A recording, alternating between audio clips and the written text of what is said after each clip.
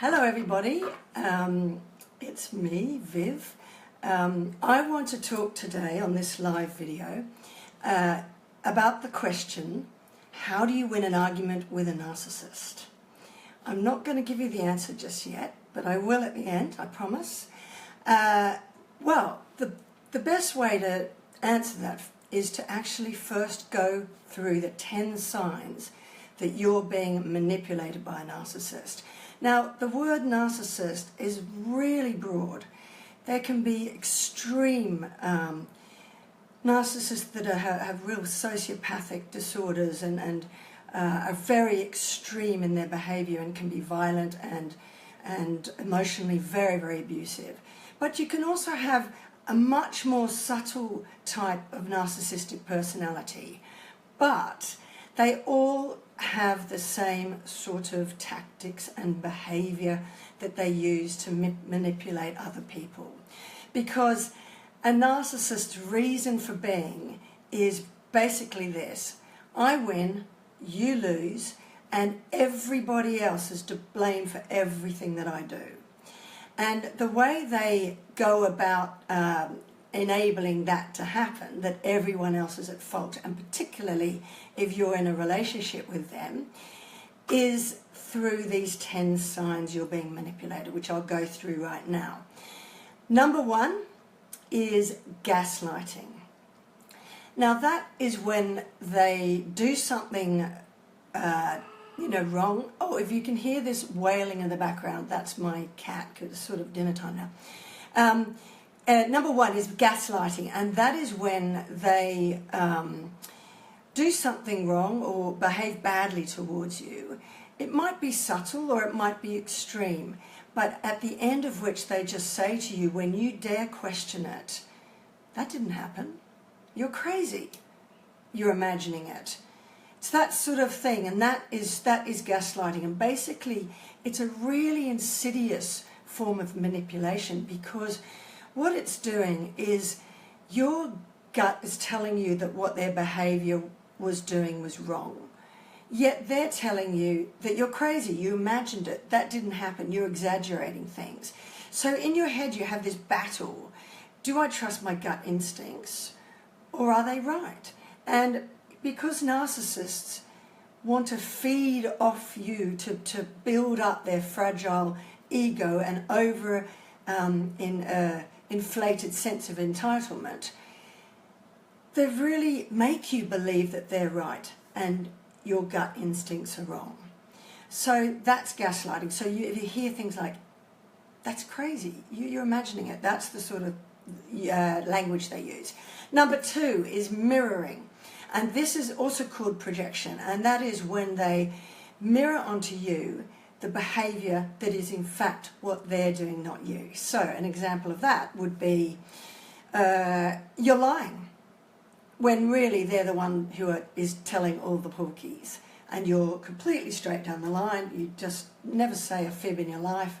You're lying even though they are. Or you're having an affair, accusing you of having an affair when actually it's them that's being unfaithful. So that's mirroring or projecting. Number three, crazy, absolutely nutty circular conversations. So if you challenge a narcissist or question their behavior or disagree with them, what they get you into is a crazy conversation from hell. I mean, I remember there were times when I just thought, how the hell did that argument over a benign comment I made start in the first place? How did we go from me just asking some really simple question to an attack, a personal attack that questions what I say, my friends, my family, my childhood, and everything I've ever believed in? So it's crazy. You get to the point where you think, I have no idea where that started, and you go round and round and round into these absolutely ridiculous conversations. So that's crazy conversations from hell. The next one is blanket statements. They're great at that. So when you bring up with a narcissist that their behavior is unacceptable, you get these blanket statements like, oh, you're too sensitive, or you're impossible to please, or something like, oh, so you're the perfect one now. You know, anything other than them taking responsibility for their actions and their bad behaviour. Another one is shifting the goalposts. So they'll set these rules, and of course it's a double standard for you and than it is for them. So they'll set these rules that you've got to abide by. And you go twisting yourself like a pretzel trying to meet these rules and these standards just to keep the peace and just to keep them happy. But no matter what you do, bam, the goalpost will be shifted. And it's really, the reason they do that is because they want to always keep you on the back foot, always making you feel insecure and just never knowing quite where you stand. Another one is, number 6, is threatening you. And these could be just threats that you sort of know what will happen if you challenge them, or if you don't abide by those rules that they've set. Or it might be quite direct, a threat of violence, because that violence has happened before. Or it could be financial, a threat that they'll cut you off financially.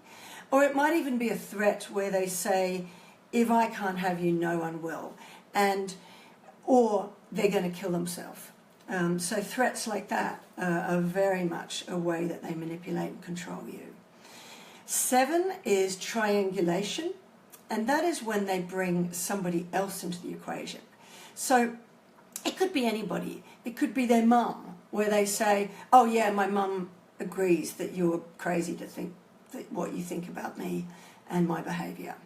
Or it might be another love interest. So they might line up. If they start to feel they're losing control over you, they might start to line up the next person and make you aware that that person has come into the frame that makes you unsettled, insecure, and probably a bit jealous. And all that is just to, again, put you on the back foot, more easy to be manipulated and exploited. Another one, using intimacy as a weapon against you. And now this is where you basically, in their wonderful, tender moments with you, you open up, because of course it's the only way you can connect with someone and get close to them is to be vulnerable with them. So you share something about yourself that nobody else knows, and then later, bam, they use it against you. Because narcissists are brilliant at knowing what to press your buttons with, and that sort of intimate knowledge that you've given them is just the thing they want to use to just be a weapon against you later. Testing the waters. Well, narcissist and abusive people do this all the time. And they first do it when you meet, just to see whether you'll accept abuse and how much you'll accept. And some people will run a mile. If you don't, they go, great, I'll test again.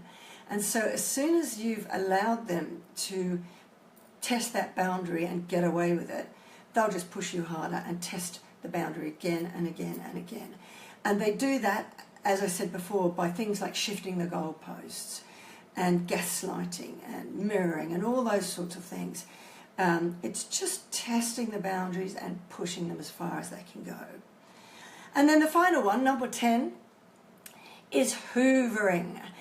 Now, I love that word because it's exactly what it is. It is basically when you get sucked back in by them, particularly if you leave them, you find the courage to leave them. And they feel that they're losing control over you. Because narcissists are like masters of disguise and masters of manipulation. So what they do is they stop being Mr. Hyde, the nasty one, and bam, Mr. Jekyll's mask comes on, and they are remorseful, they love you. Oh my God, I need you more than ever. Please don't leave me. And all these promises to change. I'll be different next time. It will never happen again. And that is when they suck you back in, and that's called hoovering. And what happens is you start to feel more sorry for them than the abuse that they caused you, than about the abuse they caused you. So it's a really powerful tool that they use. They just pull you back in. And the reason you do get pulled back in is you're so desperate for that lovely, gorgeous person to come back that you want to believe them. And there's the rub, you know, that's their trick. It's that, I call it the emotional bait and switch. And what that does is it makes you keep waiting and hoping for them to change. And you really believe that they will. But if you look at all those signs that I've been going through, they're very, very manipulative and very insidious. And if you look at the very nature of what a narcissist is, all of those signs that I've told you about a narcissist manipulating you, all of that is designed so that they do not have to take responsibility for their actions. It's all designed so that you accept responsibility for everything that goes wrong in the relationship, and everything that they do, you accept the blame for, or you take the blame for. So, what about my question at the start? How do you win an argument with a narcissist? Sorry, you can't. You might as well, honestly, go and get a cup of tea instead, because you can't. You see, the very nature of a narcissist is making everybody responsible for their actions and their behavior, making everybody else, the world, you, to blame for their behavior. It's that I win, you lose, and I'm not to blame for anything. So if you have somebody like that, and you have somebody who has an over-incented sense of ego and inflated sense of entitlement, they don't even know that what they're doing is manipulative or abusive, because they actually see themselves as the victim. And they will tell you that too, that, oh, it's poor me, I'm the victim, you know, you're the one doing all this to me. So they're not going to change. The only way they'll ever change, well, therefore, you arguing with them is never going to make them change. So how to win an argument with a narcissist? You can't go and get a cup of tea. The only way that they can change is if they want to change themselves. We cannot change them. We cannot change anybody. We can't change another person. All we can do is realize that and understand the signs we're being manipulated. So what we need to do is accept we can't change that, but there are ways that you cannot be manipulated by them. There are ways that you can step off the merry-go-round, not play their games. And honestly, knowledge is power. Once you know the rules of the game, those 10 signs, and there's more than that, once you know them, you don't have to play that game anymore. So you just step off the merry-go-round and it's game over. And honestly, once I had that knowledge, it just completely changed my life. That was how I took the first steps towards being free from being manipulated, being free from living in an abusive relationship, and being free from that heartache and pain I went through trying to win that argument, that I wasn't to blame for this abuse. I didn't deserve it. It just got me nowhere. So I guess to end here, I'd just say, you spend all this time waiting and hoping for them to change. You spend all of this energy, this emotional energy is just wasted on trying to fix them and trying to win that argument, because you want to prove to them that you're lovable. You want to prove to them you are worthy of them. Well, you know what? Don't waste your energy. And what you should do instead is start to think about what is a healthier way of being. Do I want to look back at my life in 10 years' time and regret it? Do I want to look back in 10 years' time and I'm still trying to win that argument that is unwinnable? And I'd say no. I'd say, I know it might feel overwhelming right now, because when you're in the midst of that craziness and that manipulation, it feels so hard to step away. But you can. And I just say, don't waste any time. You know, today is the day that you can walk towards living that life that you love. Because I know that I'm now going to not look back on my life with regret. I'm going to look back on my life and go, thank God I learnt what those signs were. Thank God I understood how I was being manipulated and stopped it and made the choice to change my life. So you can do it, and I am here to support you, because I want everybody to learn what I learned and have an amazing life. You just don't have to go through it anymore.